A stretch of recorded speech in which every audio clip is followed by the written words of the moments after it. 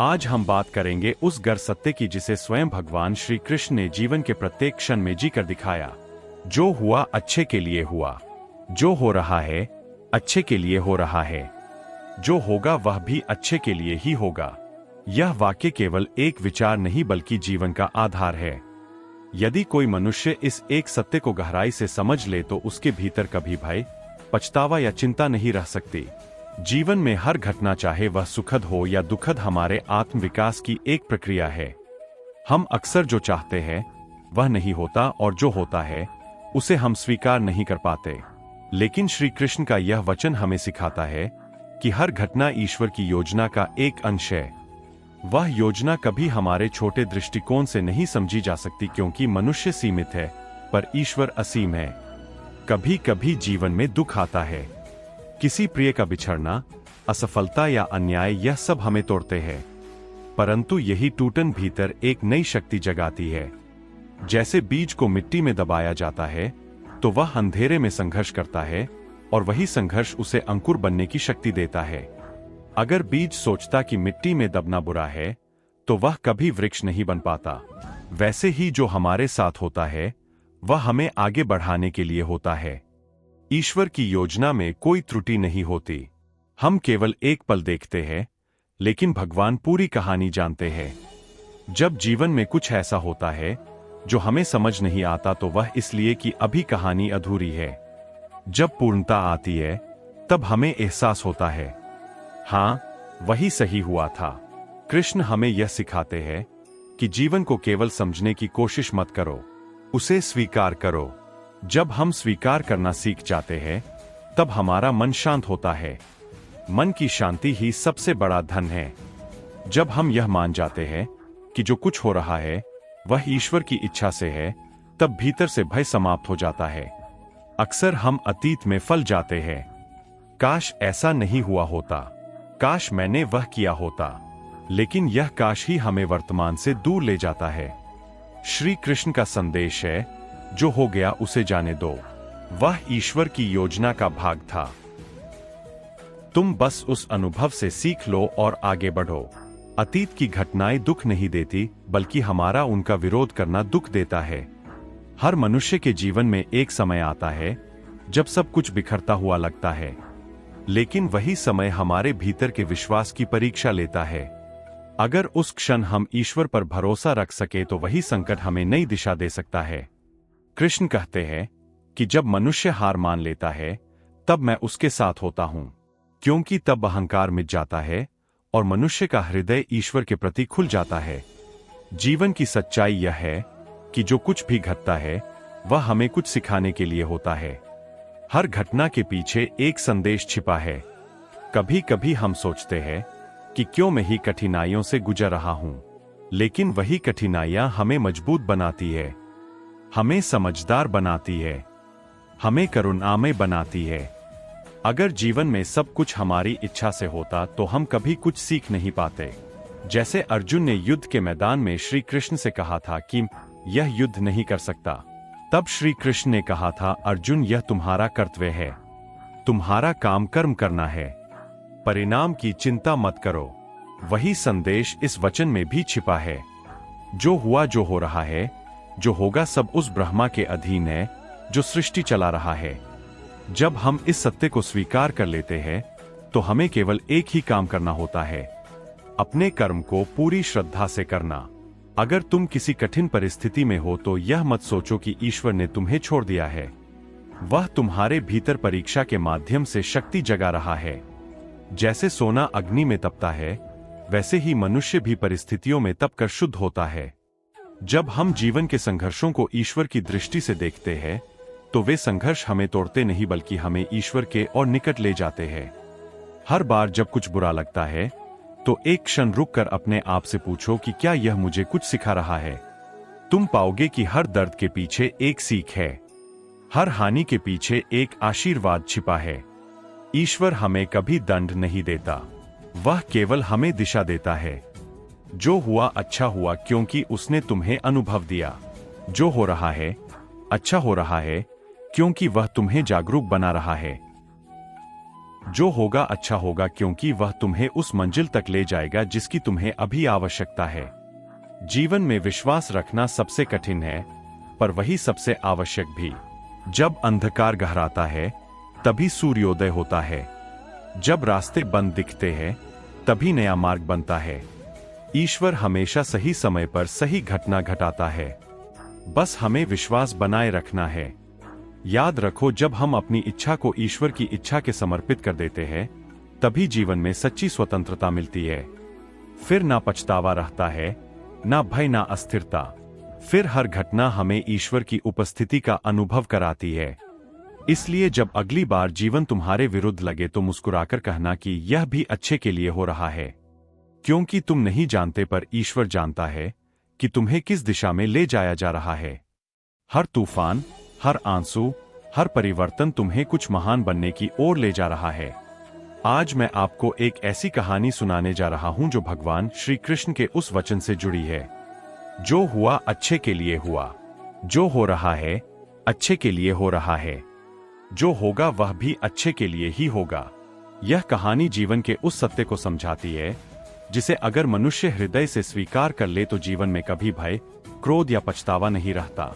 एक छोटे से गांव में नारायण नाम का व्यक्ति रहता था। वो बहुत सरल, ईमानदार और शांत स्वभाव का था। हर सुबह खेतों में काम करता, शाम को भगवान की पूजा करता और जो कुछ भी मिलता उसी में संतोष पाता। लोग अक्सर कहते कि नारायण बहुत सीधा है, दुनिया की चालाकियों को नहीं जानता, लेकिन नारायण हमेशा मुस्कुरा कर कहता कि ईश्वर जो करते हैं वही सबसे अच्छा होता है। एक दिन गांव में लगातार 3 दिन तक भारी बारिश हुई। खेत डूब गए, फसल नष्ट हो गई और गांव के लोगों का सब कुछ खत्म हो गया। सब लोग रोने लगे, लेकिन नारायण शांत बैठा था। लोगों ने पूछा कि तू दुखी क्यों नहीं है? सब कुछ तो चला गया। नारायण बोला, जो हुआ अच्छे के लिए हुआ। शायद भगवान कुछ और सिखाना चाहते हैं। लोग हंस पड़े और बोले कि इसका दिमाग खराब हो गया है। कुछ दिनों बाद जब बारिश थमी और लोग अपने खेत देखने गए तो उन्होंने देखा कि नारायण के खेत में उपजाऊ मिट्टी की नई परत जमी है। उसकी जमीन और उपजाऊ हो गई थी। सबको समझ आया कि बारिश ने उसका खेत बर्बाद नहीं किया बल्कि उसे बेहतर बना दिया। नारायण बोला, देखा, भगवान कभी गलत नहीं करते। कुछ महीने बीते, गांव में अकाल पड़ गया। नारायण ने उसी नई मिट्टी में फसल बोई थी और उसकी फसल बहुत अच्छी निकली। उसने गांव के सभी लोगों को अनाज बांटा। सब लोग उसके पास आए और बोले, सचमुच तू सही था, जो हुआ अच्छे के लिए हुआ। नारायण मुस्कुराया और बोला, जब हम भगवान पर विश्वास रखते हैं तो विपत्ति भी वरदान बन जाती है। लेकिन कहानी यही खत्म नहीं हुई। एक रात नारायण के घर में आग लग गई। उसका घर पूरी तरह जल गया, सब कुछ राख हो गया। लोग फिर इकट्ठे हुए और बोले, अब क्या कहेगा नारायण, यह भी अच्छे के लिए हुआ। नारायण शांत था। उसने कहा, हाँ, शायद यह भी अच्छे के लिए ही हुआ होगा। भगवान की इच्छा में ही मेरी शांति है। अगले दिन राजा का दूत गांव में आया। पास के जंगल में डाकुओं ने हमला किया था और जो लोग सुरक्षित थे उन्हें राजधानी बुलाया गया। डाकुओं ने नारायण का घर नहीं लूटा क्योंकि वह पहले ही जल चुका था। उसका परिवार सुरक्षित बच गया। तब सबको समझ आया कि वह सही था। जो हुआ वह सचमुच अच्छे के लिए हुआ था। यह कहानी सिर्फ नारायण की नहीं है, यह हम सब की कहानी है। हर इंसान के जीवन में ऐसे पल आते हैं जब सब कुछ गलत लगता है, जब जीवन ठहर जाता है, सपने बिखर जाते हैं और मनुष्य सोचता है कि भगवान ने साथ क्यों छोड़ दिया। लेकिन सच यह है कि वही क्षण हमारे विकास का बीज बनते हैं। ईश्वर कभी हमें सजा देने के लिए दुख नहीं देते, वह हमें मजबूत बनाने के लिए कठिनाइयां देते हैं। हर हानि में एक संदेश छिपा होता है। कभी असफलता तुम्हें सही राह दिखा देती है, कभी पिछड़ाव तुम्हें खुद से मिलवा देता है, कभी दर्द तुम्हें गहराई सिखा जाता है। नारायण ने कभी भगवान की इच्छा पर सवाल नहीं किया। उसने जो हुआ उसे स्वीकार किया, क्योंकि जब हम स्वीकार करना सीख जाते हैं तब हमारे भीतर शांति जन्म लेती है। स्वीकार करना ही भक्ति का सबसे सुंदर रूप है।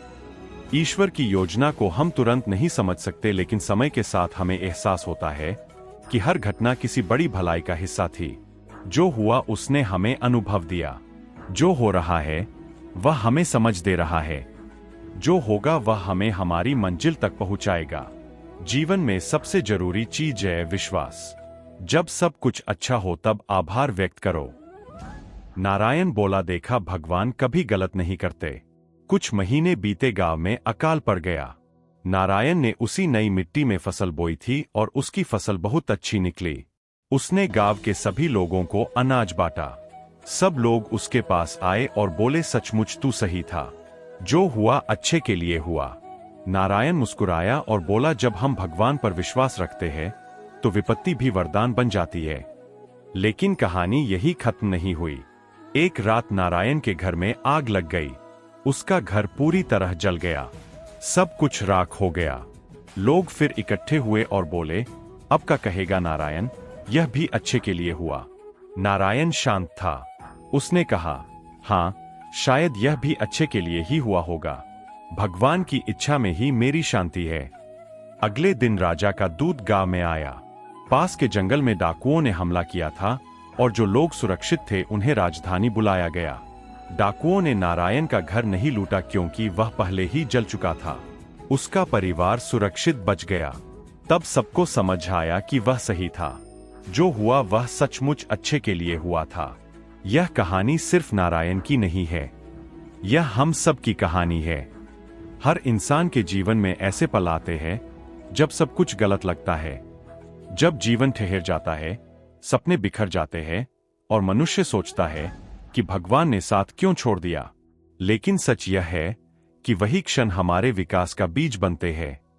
ईश्वर कभी हमें सजा देने के लिए दुख नहीं देते, वह हमें मजबूत बनाने के लिए कठिनाइयां देते हैं। हर हानि में एक संदेश छिपा होता है। कभी असफलता तुम्हें सही राह दिखा देती है, कभी पिछड़ाव तुम्हें खुद से मिलवा देता है, कभी दर्द तुम्हें गहराई सिखा जाता है। नारायण ने कभी भगवान की इच्छा पर सवाल नहीं किया। उसने जो हुआ उसे स्वीकार किया, क्योंकि जब हम स्वीकार करना सीख जाते हैं तब हमारे भीतर शांति जन्म लेती है। स्वीकार करना ही भक्ति का सबसे सुंदर रूप है। ईश्वर की योजना को हम तुरंत नहीं समझ सकते, लेकिन समय के साथ हमें एहसास होता है कि हर घटना किसी बड़ी भलाई का हिस्सा थी। जो हुआ उसने हमें अनुभव दिया। जो हो रहा है वह हमें समझ दे रहा है। जो होगा वह हमें हमारी मंजिल तक पहुंचाएगा। जीवन में सबसे जरूरी चीज है विश्वास। जब सब कुछ अच्छा हो तब आभार व्यक्त करो।